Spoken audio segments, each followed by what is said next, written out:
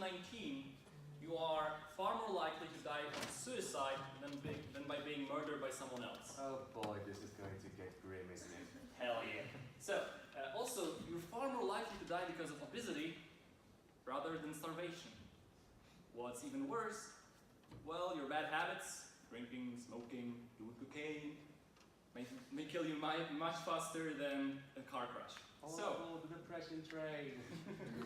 So the thing is that even if you manage to survive, let's say you're not going to die out of any of those causes. Oh, here it is. It's so slowly. So, even if you're not going to die because of those things, you're still going to face your everyday problems. Low energy, social anxiety, stress, and just being behind your head, judging yourself all day, every day. And the underlying problem of that is that we live in a world where we're trying to solve our problems thinking that the systems in which we operate are going to work. And we already know, and it was already mentioned by Professor Bochniarz, that no problem can be solved from the same level of consciousness that created it. And nowadays, we believe that we are behind our faces, managing our lives. We have a huge level of self-control, knowing what we're going to do in each and every moment, whereas in reality, our thoughts, beliefs, behaviors, they just appear. We do not control anything. And it's kind of grainy, yes. But in my opinion, we have to acknowledge that there is no self inside your head, that there is no you behind your head. Your identity is a mix of beliefs, thoughts, and behaviors which develop over the course of your years, especially the years when you're young and you don't control anything. So, the major problem is that most people think that they are a person. They are what we call fixed minds. They think that, well, I am what I am, I'm not talented, I cannot do anything about it, so why bother? And if you acknowledge that there is no you, that all that you are is a mix of feelings, of behaviors, of thoughts which are repetitive, you can take control of it. You can take control of the process which is already taking place in your head, but you have to first acknowledge it, and then you can learn. You can start learning much faster, much better. So I'm going to do something ambitious. I decided to walk you through the 5 revolutions of life. And we're going to cover 3.8 billion years during this 25-minute presentation, which is a challenge. You're probably going to skip over some bits. Gotcha. That's true. So, let's say you suffer from low energy, chronic fatigue, chronic stress. You want to do something, but, well, you cannot really get yourself to do it. And the thing is that in our modern world, we would say you are not motivated enough. You don't have enough willpower. Well, bullshit. The thing is that what determines our energy are those little things called mitochondria. And mitochondria are those little bacteria that about 1.5 billion years ago entered our cells. Not our cells, the cells which were back then. And if you ever wondered, what is the difference between a tree, a human, and an animal? Well, we don't need to have roots inside the ground because we have about 20 mitochondria in each and every cell of our body, which helps us to produce energy, which we call ATP, the energy of life. You're able to go 3 weeks without food, 3 days without water, but you wouldn't survive even 3 seconds without ATP.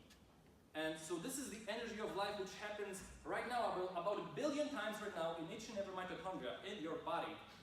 It's pretty fascinating, right? So we need to focus on how to reduce the damage which is being done to our mitochondria in everyday life, and then how to make it stronger. And now I'm going to focus on the problems. The problems are that today we are instantly being covered by what I call the mitochondrial Chernobyl, which basically means that we are surrounded by junk light, basically the light which entered your eyes before was damaging not only your eyes, but each and every mitochondria in your cells.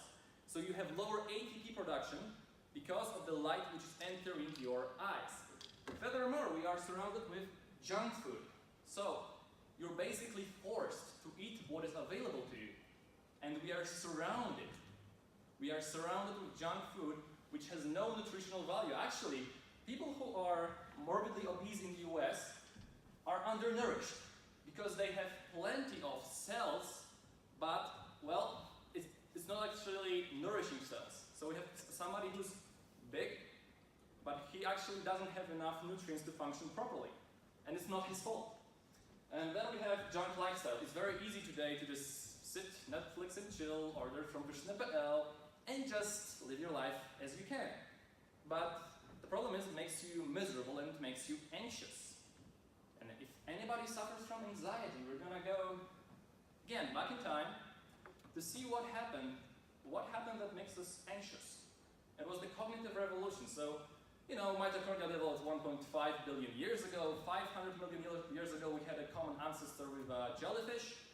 Then with a lobster 350 million years ago. And then up to the primates. So we have the chimpanzee over here, about around 6 million years ago. Homo erectus, 2 million years ago. And what's funny, this guy was roaming the planet for 2 million years, and he never built a single city, a single road, any civilization whatsoever. Until about 70,000 years ago, our minds, our Homo sapiens minds started developing. And thanks to our prefrontal cortex, thanks to our brains. Magnificent beard and shades included? Maybe not. Anyway, so the problem with our thinking is that we think we control our thoughts, we think we control our behaviors, whereas in reality, our functioning is pretty much the same as it was about 70,000 years ago when we were roaming the savannah in hunter-gatherer tribes. And there are some people who are taking advantage of it. Basically, we're living in the times of attention economy. The amount of capital is abundant. Technology is abundant. What's left is your time and your attention. It is finite. 100 years of human life is only 36,524 days. It's not that much, right? So there are many people who are trying to get your attention, your time, to feel, so they make you feel inadequate, so you pay attention to stuff you don't need, so you buy it, so you feel valuable. And the underlying message of marketing for the past 80 years is, you are unworthy unless you have X. And the problem is that right now with our mobile apps, with our everyday distraction available to us at any second, we are basically living in a casino. We have a casino available to us in our pockets, which make us anxious. And if you're unable to sit inside your room alone for more than 10, 15, 20 minutes, well, it's because you're distracted. So, let's face another problem. So, let's say that somebody wants to lose weight. And right now, there's 68% of Polish people are overweight, Polish men, and 53% Polish women. More than half of the population. And the problem is that we don't see how the past affects our present and how it's going to affect our future. So, in the past we had this thing called agricultural revolution about 10,000 years ago, which made us, when we switched from eating mostly meat and fat to eating mostly grains. And the problem is that, well, 10,000 years sounds like a lot, but our bodies have not adapted yet to burning grains. The funny thing is, if you want to raise cattle for them to grow big so you can kill them and have a lot of meat, well, you feed them grains. Same with humans. It's really not that different. And the problem is that we've all been learned that what we're supposed to eat is, wholemeal, cereal, and all of the stuff which is basically grains, which are then reproduced and with sugar added. And in 2016, an average Polish man ate 44.5 kilograms of sugar, which was hidden in the products. It's not that you put a tablespoon each and every time you're having a cup of tea or coffee, right? So the problem is that current nutritional recommendations, they are the driving force behind our everyday customers' reality. When we enter a supermarket, what we see is all grains, low fat, and if you want to have some fun, you can have, cigarettes, alcohol, or sugar. And the problem is that all of this stuff is toxic. Basically toxic not only to your mitochondria, but to your sense of self. So we're living in a world which tells us that we have the freedom of choice to be healthy or not. But the problem is that if 90% of the products in the supermarket are trying to kill you, and you're thinking that you have conscious control over what you choose, And the other 10% are more expensive than the ones that try to kill that's you. right. So we are making cheap, shitty food, super, how do we call it? The opposite of expensive is Affordable?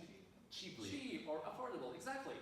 And then we have all of this marketing advertised to us saying, well, this is pleasure. And we are the creatures which are seeking pleasure constantly. So, well, yeah, if chocolate is pleasure, well then, I'm sad, I'm emotional, let's have chocolate. Let's have some pleasure. And, well, this is really, really bad. But what's even better, I mean worse, is that if you actually stick to our current nutritional recommendations, you are far more likely to develop Alzheimer's disease. So actually, our current recommendations, what we are told from childhood, what we're supposed to eat, are actually damaging to our bodies and minds. And let's look for a solution. Where should we look for the solution?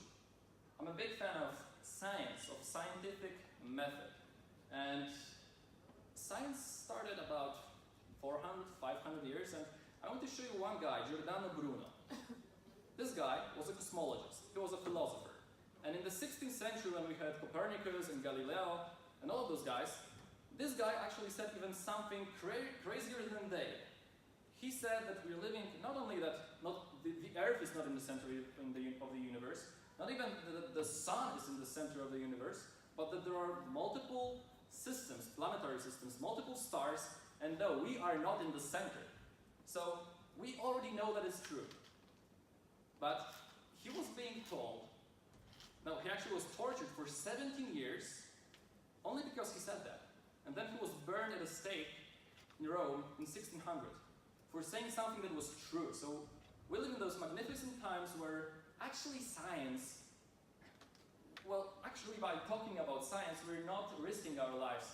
We're not risking to be killed by someone or some institution. And thanks to science, later, thanks to the science, we have some awesome things that developed in the past years, biology, physics, technology, and 25 years ago, the internet. So we're all connected as never before. And of course, it has its downsides. It has its, as we saw, we are constantly being distracted, but I don't think we appreciate the revolution from the perspective of life which internet brought. And so, also thanks to the science, we already know that our sense of self is an illusion. It is only thanks to science that we know that who we think we are is not as simple as we are taught to be. So, what is going to be in the future? I think that in the future we're going to go through, actually today, and in the future we're going to go through what I call the consciousness revolution. Because when we realize that our identity, who we are, is based on what we think about ourselves, but what we think about ourselves is determined by what we expect other people to think about us. So each and every brain exists in this ocean of other brains, out of which each and every one affects each other. So when we realize that, we can ask the question, well, how is it going to change in the future? Well, in the near future, we're going to see a few developments which I think are going to completely change the course of humanity as we know it today. First of all, it's going to be the psychedelics. The substances which have been delegalized in the 60s for no other reasons than political and racial. And nowadays there's a renaissance of psychedelics in the US, in Canada, in Great Britain, in Germany, and also in Switzerland, where substances such as ecstasy or MDMA, which are taken illegally during the parties, are used to treat patients with post-traumatic stress disorder in therapy for couples. And it's already happening today, and it's only going to get better in the next years to come. Next up, we're going to have augmented reality. So how we perceive the world right now is based on our senses. Our senses which developed as we know it right now about 70,000 years ago. Our consciousness is limited by those senses. And there are a lot of people today who are working on expanding our sense of perceived reality. And last but not least, we're going to have the singularity. And the singularity is a point in history in which the technological progress becomes so fast that nothing that happened before really even matters. So our current estimates for the singularity are for the year 2042, which is the year in which AI and technological development becomes so fast that from our level of understanding of the world and ourselves, we're not going to be able to perceive what's going to happen. It's as if you were trying to teach your dog to drive a car. He doesn't know why he would like to drive a car. Well, Get somewhere? So, with how most estimates of technology have been so far, especially since pretty much the 1950s, I'd say that's a pretty generous 2045. it's not my estimates. That's Ray Kurzweil, whose estimates have been... I'm going to answer it later, but actually this is from the guy from Google who has 86% predictability rate being correct, and he has been involved in all the major technological developments of the past 50 years. Yes, So, as we have today's problems, obesity, social anxiety, bad habits, low energy, stress, distraction, constant distractions. What is the one magic pill which is going to help each and every one of us? Well, in my opinion, it's going to be the meditation. For each and every one of us, as our minds are the product of our culture. We hear the word meditation and we're like, monks or whatever, something weird. But in fact, all of the benefits of meditation are so well proven that you can't argue with that. You want to reduce your anxiety? Go for it. You want to have better emotional stability? Go for it. You want to have better relationships? Go for it. But how? Well, so in December last year, I installed a meditation app on my mom's phone. And she meditated for 10 minutes every day in the morning. And 6 days later, she called me up and said, thank you.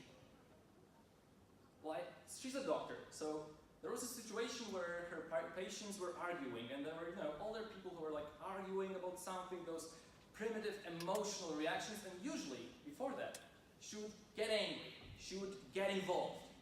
But instead, she was able to step out and look like, what is happening here?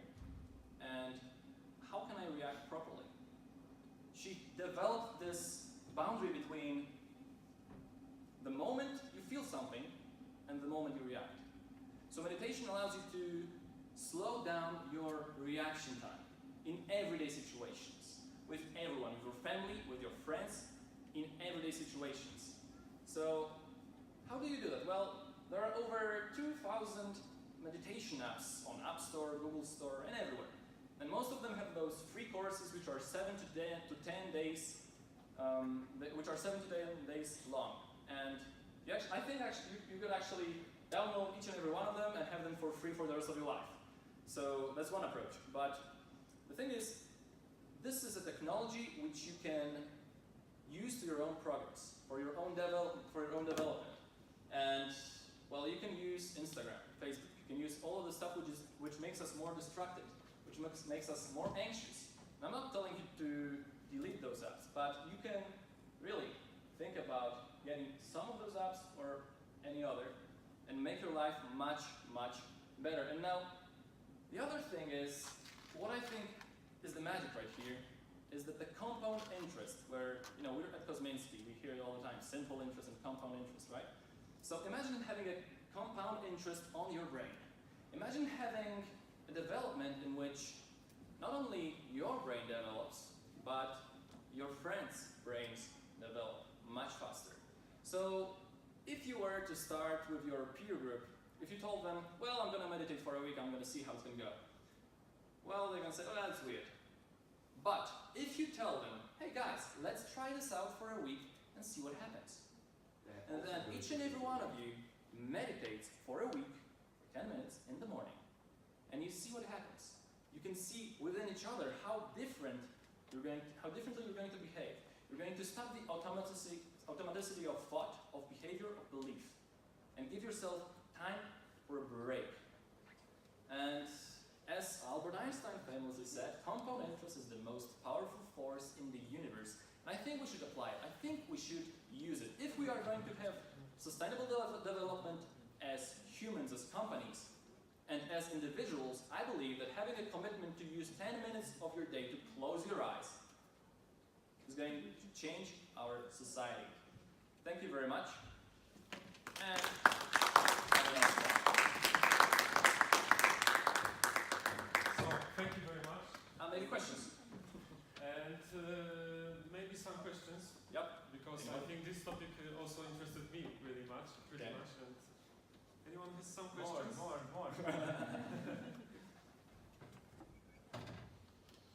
I have more like a question like, because I'm interested in like time management. Right. And is meditating helping by implementing time management or like? Yes, because you can actually, you're going to do less, but more quality. Because our minds have this tendency to be constantly distracted by something, you know, thinking that we are busy, thinking that being busy is being productive, but that's not the case. In fact, the more we do at the same time, and there are studies which confirm that, the more we think we do, the less results we actually achieve. And I've experienced this last week when I was also preparing for this presentation. I usually work in those long blocks of time of like 3 to 5 hours preparing for one thing, and I didn't do this week. And I was like, yeah, I did quite a lot, but not really. Not really. It's not measurable. It's not the same results which I get when I get to focus for the longer period of time. So there's this thing called attention residue, and it's basically the moment, let's say you work on a presentation, let's say you're studying for an exam, let's say you're doing something which you know is going to get you closer to your goals. The moment you pick up your phone to answer a text, to get a phone call, at this very moment, your attention, which was already fixed on the presentation or whatever you've been doing, is completely reset. And for you to come back to the same level of focus, which take 18 minutes. So when it comes to time management and meditation, I think 18. I think for me the best thing is when I know exactly what I'm supposed to do, and I meditate for 10 minutes, then to even realize how messy our minds are, no matter how much knowledge you have on the subject. And then when you get to your work, your attention is going to be much more precise. So I highly recommend that. Okay. Like for young mind, it's impossible to meditate. Like for young and not trained mind, it's impossible to meditate for 10 minutes because you constantly go somewhere away from your thoughts. Like, and also one more question which I have for you. You talk about food, right? And there's a question like, do you personally use some superfoods? I don't know, like wheatgrass or like this stuff. Because I heard that like they really improve your brain skills and help you to focus on those. Okay, so in my life, it's basically mostly elimination. And the problem is that nowadays we're surrounded with food which is being marketed to us as being healthy, or even those superfoods. I've heard differing opinions. I don't consume them. I mostly rely on some things like supplements or nootropics. Even like, I actually had some nicotine before entering the stage. Because in a single cigarette there's 25 milligrams of nicotine, but in a single spray there's 1 milligram, and it's actually increasing your cognitive abilities. So there's that. Then you had this question about meditation, about thoughts coming and going and being distracted. Yeah, The whole point is not to be good at meditation. The whole point is to realize how messy our brains are. And even, let's say just close your eyes right now, and the moment you close your eyes, the moment your eyes are closed, your brain has 40% more energy than it has when your eyes are open. Because our brain constantly is scanning the environment for threats. And that's our evolutionary mechanism for defense. So if we give ourselves an opportunity to just close our eyes, and even when the thoughts are coming, you are still more focused than with your eyes open. So for me, this makes not even that it makes a lot of sense. I've already meditated for about 4,500 minutes for the past 6 months, and I'm going to continue to do that because I know how messy things get when I don't meditate. And also with my mom, like she's already meditating twice a day, and she cannot wait for it because it's kind of like taking a cold shower for your mind. This way I put it. So I would highly encourage to turn off your notifications or put your phone in the plane mode before meditating. Because if you meditate and, well, notification or a message, that's also distraction all the time. And low carb diet. Yeah, low carb diet. That's basically the future. Game changer. Thank you, Tom, for your presentation. Great job. I think that this is the missing link what we were talking to know. If you want to change the world, if you want to shift the paradigm, you need to start with yourself. Well, So if you have messy minds, it's very difficult to be an active and valuable actor on the market. And because unfortunately I have to leave within next 15 minutes, I enjoy very much, I would like to stay longer. But I want to tell you one thing, that sustainable business, sustainable entrepreneurship is not the sustainable development. But without sustainable business and without sustainable entrepreneurship, we cannot reach sustainable development at all. So this is the critical factor, and then this is the personal, also involvement. This is what we complement each other. I think that with this presentation, and then Bolesław was talking and so on. Thank you. Thank you very much. And also, if we're trying to make a change in ourselves and the world around us, I think that, as we've seen before, that each and every brain exists in the ocean of our brains, which affect each other. If we do not give ourselves the opportunity to be by ourselves, then, well, whatever change we're going to make is going to not be as effective, I guess. So my call to everybody, just download whatever app you want, whichever one you choose, maybe try a few, and then decide. Thank you.